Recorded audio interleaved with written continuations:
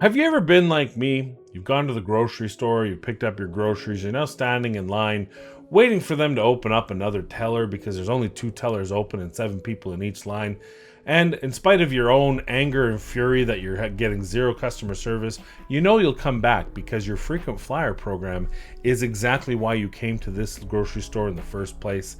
And then, have you ever wondered while standing in line for 45 minutes to pick up your 7 items because they don't even have a speed checkout or self checkout lane available for you to just get the F out of there? Have you ever wondered yourself, I wonder if they can offer this same sort of infuriating reward system for games? Well, wait no longer, my friends. Let's talk about it.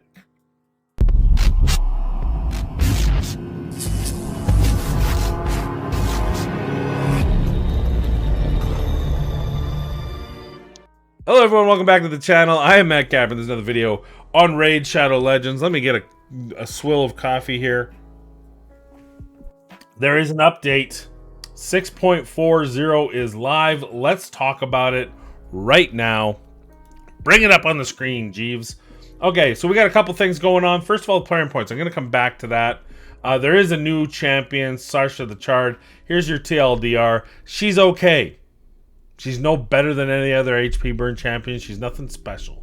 She's got a couple cool mechanics, but they're no different than other people's other cool mechanics. I would not use her in this game. Let me put it that way with my current account, but you might be able to use her in this game with your current account. But we'll get into that in a minute. Okay, new type of reward. They're doing 5 tiers of chests to the game: bronze, silver, gold, platinum, and diamond. They're for events and tournaments. Look, this is the as much as I'm laughing because it's just more RNG. It's like they're at a board meeting, one of Jay Gigg's board meetings, going, how do we add more RNG to the game? I feel like we don't have enough. We need to sprinkle some of that RNG dust. And that's what they came up with. Well, what if we put chests? The reality is, let me get rid of this for a second.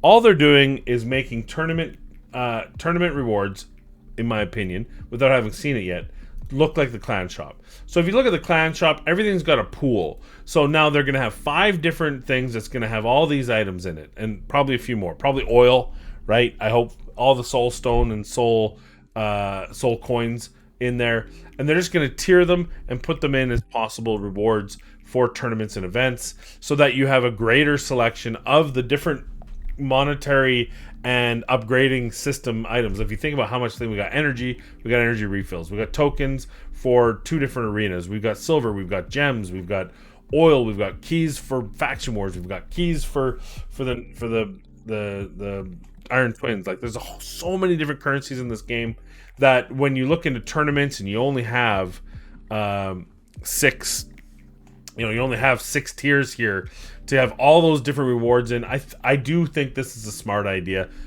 It's probably going to piss me off, but I do understand it. So that's what they're doing there. Pretty simple change. Now, this is going to be a small update, obviously, because they brought in the Necropolis in the last one. Next one, change the order of the tag team and arena. Well, let's go back to that and show you that. We might as well. It's really another simple, easy fix that probably should have been done a while ago, but it's good that they're doing it now. And it's very simple. I'm going to go in here and battle. I got these teams, and look, now I can just sort them through. You should just be able to drag. Like, I don't know why this doesn't have a little thing where you can just grab and drag, but whatever. This works, right? It just allows you to change the teams around. By the way, life hack.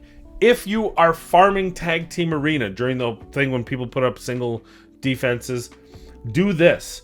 As you can see, I have 3 very specific teams made for very specific reasons, and they're predominantly just nukers because it's there'll be a 1-team defense, or 1-person defense, so you just want enough nuking power to get through it as quickly as possible. But there's something very specific I'm doing here. The first team is an all dark elf, which will satisfy the advanced quest for a single faction. The second team is all void affinity. That will satisfy the condition of having a team of the same affinity. And the third one is all 4 different affinities, and that'll satisfy the exact advanced quest. So I don't have to think about it. From Monday through Friday, I can just use this team and hit it. Now, the only reason, by the way, I'm using CVC to springboard to get back up to gold 2 and eventually to gold 3. I feel like gold 1, I'm just not, I shouldn't be there. So that's why we're as high as we are, and we don't have any 1-man defenses to fight right now. But that's a very simple change. Also, by the way, you can clear it. So very nice there. Good addition. Thank you very much.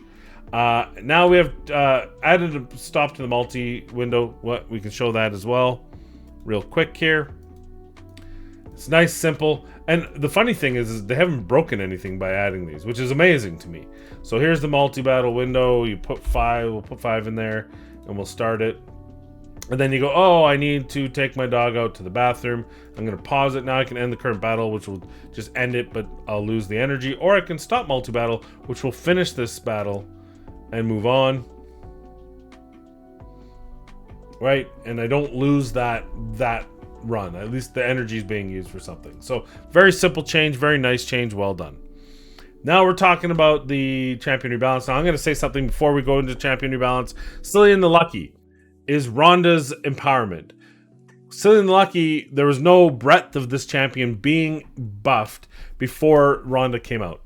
So a lot of people have probably fed their Cillian or Cillians into their Rhonda. I am one of them. It's a +3. For me, not a big deal. I don't think Cillian is going to be game-changing for me. But there are people who may have done so under the guise that, hey, their Rhonda's good. They need this champion. Their Cillian's bad. It'll just sit in the vault. And being free to play or low spend, they can't afford to just have vault-dwelling legendaries. And now you've made the champion for them probably usable. So I think that there needs to be some way to de-empower the champions and get those champions back in the game. They probably won't do it, but I think it should. I think that's bullshit. Anyway, so Cillian the Lucky.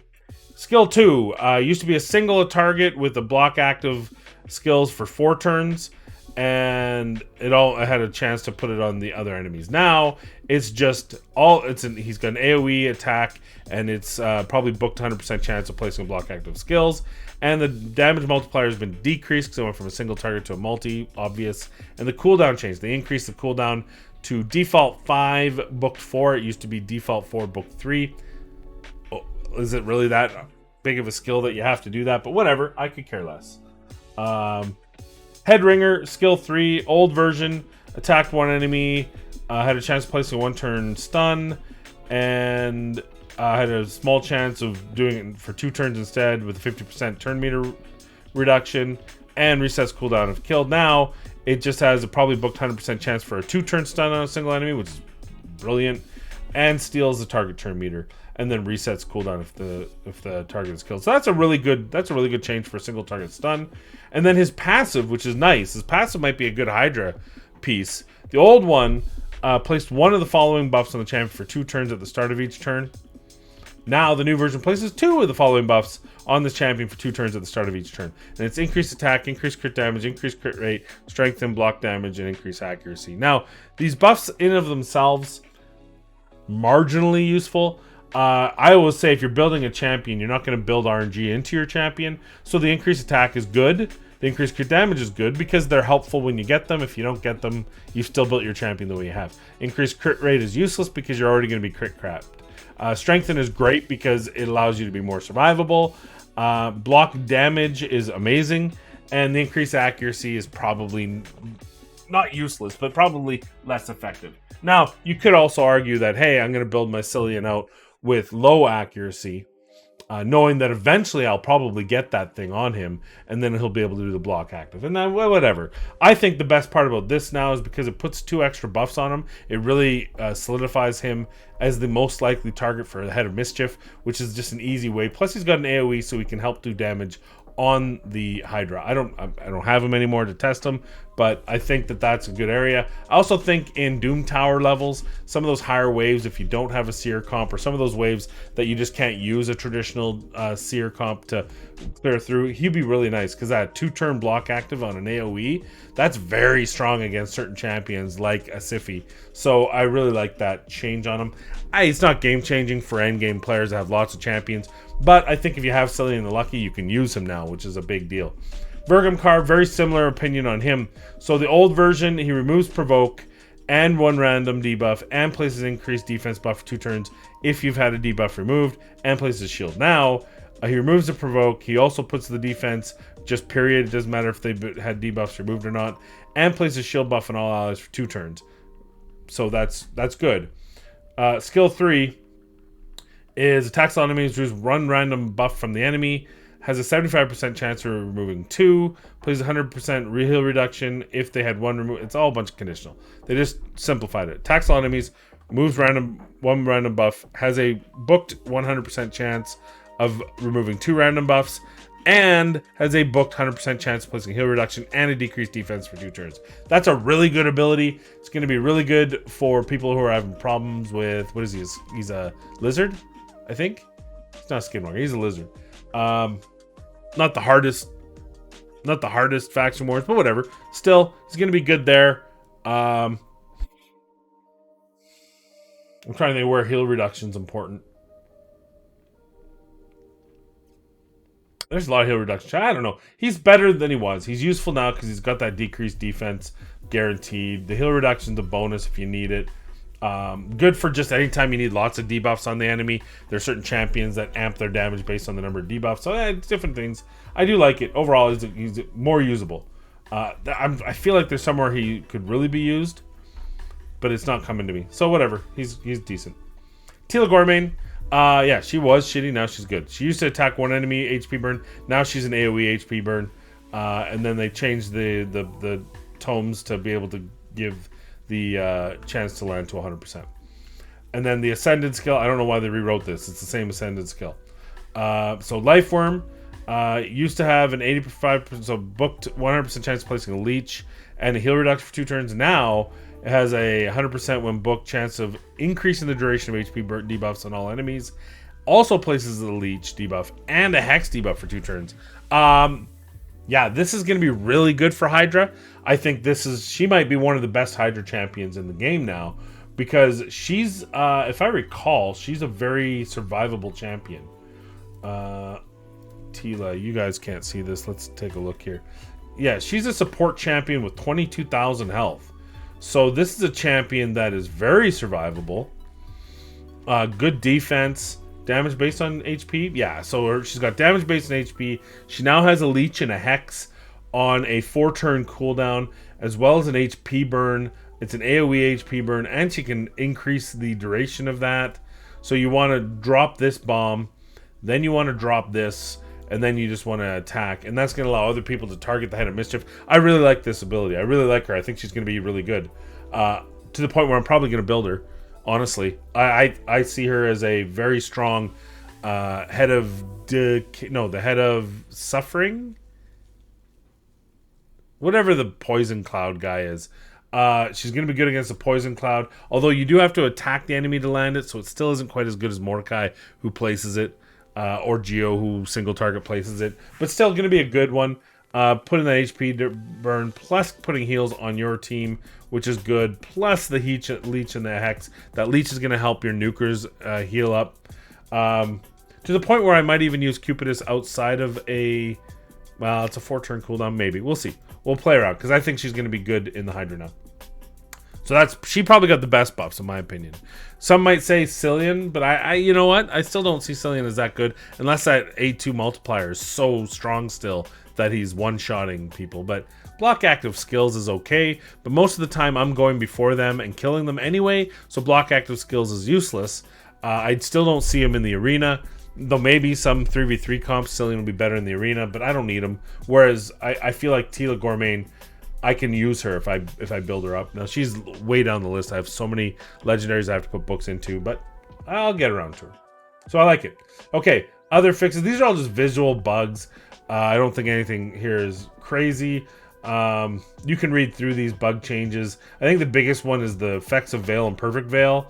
They weren't showing when you were veiled. They were showing when you weren't veiled. They fixed that apparently, so that's good. And that auto click on auto for the 3v3 was broken, so they fixed that, which is nice. There's some weird notifications. Well, my favorite one was this. Who figured this out? Fixed a visual bug that caused Hydra-related notification to appear in the champion selection menu in Faction Wars after removing a champion from the sparring pit following them fighting the Hydra.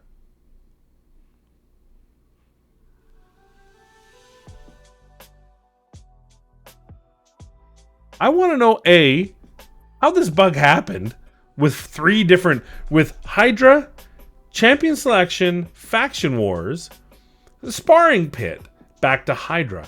That is 3 completely different systems needing to get together for that bug. How did the bug even happen? And how did someone find it?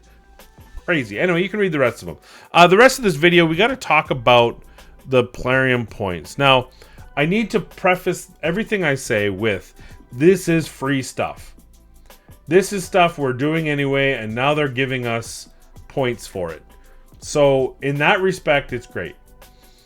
Much like grocery shopping and using, and unlike grocery shopping and using frequent flyer miles, which, here's the TLDR, I worked in the retail industry for 18 years. I'm now 2 years at a different level, kind of beside the retail industry. So that's 20 years experience in retail and management. You pay for your points. You pay for your points. That don't there's no other. Get a points credit card. If you keep a balance, the interest rates are typically higher than just getting a low interest rate credit card if you tend to keep balances on your credit card. So you pay for your points. The only time in my opinion, any loyalty points are good is if you work in a business. Like, for example, I drive about 30 to 40,000 kilometers a year, and my gas is paid for, and so I can go to a place that's going to give me points. That makes sense, because I'm there enough to get enough points to earn flights. But yeah, so this thankfully, Plarium hasn't been like, well, in order to make sure our points work, we're going to increase the price. They haven't done that I've noticed. But points should be an incentive. And unlike those frequent flyer points programs that we have all been trained to think are worthwhile, and really they're just an opportunity. The second thing I should tell you about loyalty points has nothing to do with your loyalty. I know that sounds crazy, but the points program isn't to make sure you come back to them. That's an added bonus. The real purpose of all loyalty programs, period, no matter whose loyalty program it is to collect data on you so that they can better target you. And I don't mean you as the singular, I mean you as in the profile that you inhabit.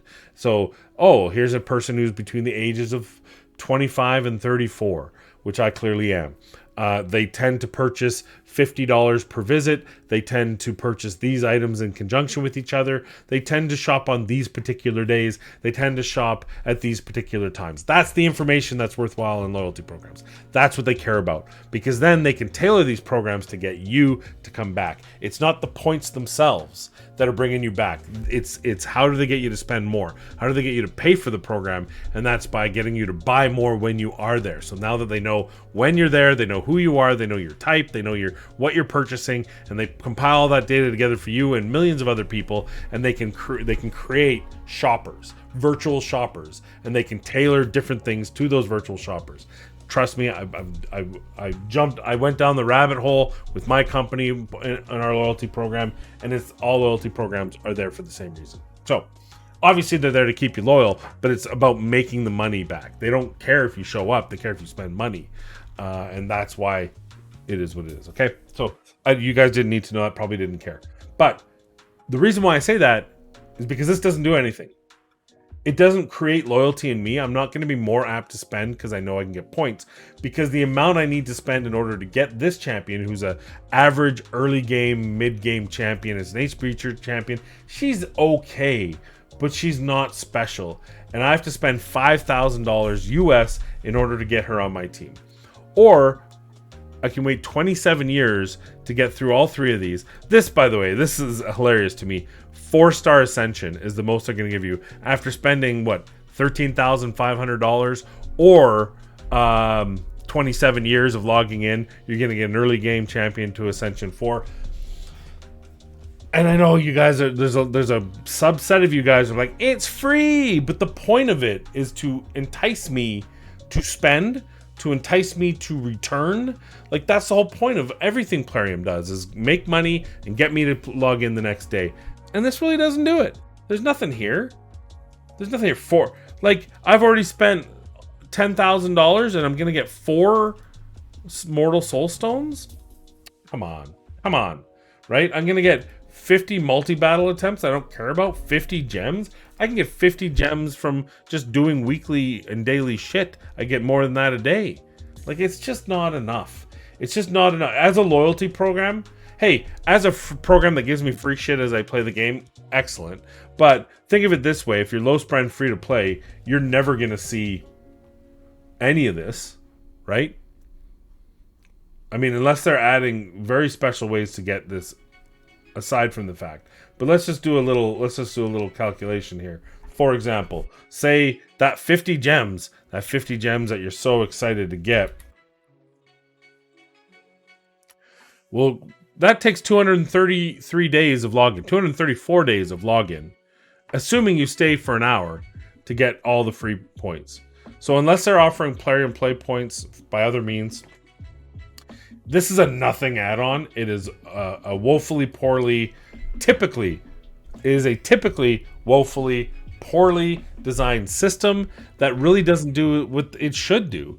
And it doesn't shock me that Plarium has done this, but you would think that in the realm where they are the kings, where they are the leaders of the industry in retention and playtime and getting you to log in again the next day, this company is amazing at doing that they would so poorly execute this. So hopefully they revisit it. I'm not holding my breath. It's free rewards, definitely, but I just think it's they could have done so much better, and instead they just kind of tripped over their own feet, and it's really not a good system. Anyway, that's all I have for you today. Thank you for watching. Tomorrow I promise you, tomorrow I will be streaming and I will drop a video. It's another I Built Them. It'll be video 101 I Built Them, so you don't have to. It's a special edition of a very close and personal acquaintance that I've never actually met in real life, but is also a champion in the game. So I look forward to doing that video for you tomorrow. But today, thank you. Please be kind, be safe. We'll see you in the next video.